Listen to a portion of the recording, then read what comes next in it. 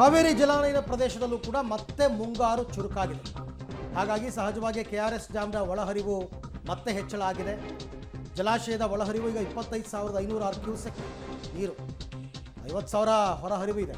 KRS ಡ್ಯಾಮ್ನ ಹೊರಹರಿವು 23,878 cusec ಇದೆ, 124.04 ಅಡಿ. ಅದಾಗಲೇ ಜೂನ್ ತಿಂಗಳಲ್ಲೇ ಭರ್ತಿಯಾಗಿತ್ತು KRS. ಸಾಕಷ್ಟು ಪ್ರಮಾಣದ ನೀರನ್ನು ಬಿಟ್ಟುಬಿಟ್ಟಿದ್ದಾರೆ ಈಗಾಗಲೇ. ಆದರೆ ಈ ಜೂನ್ ಜುಲೈ ತಿಂಗಳ ಕೋಟಾ ಏನಿತ್ತು ತಮಿಳುನಾಡಿಗೆ ಬಿಡಬೇಕಾಗಿದ್ದು ಅದೆಲ್ಲ ಬಿಟ್ಟು ಕೂಡ ಡ್ಯಾಮ್ನಲ್ಲಿ ನೀರಿನ ಮಟ್ಟ ಇನ್ನೂ ಕಡಿಮೆ ಆಗಿದೆ. 124.80 ಮ್ಯಾಕ್ಸಿಮಮ್ ಅದರದ್ದು ಇದ್ದೇ ಇದೆ.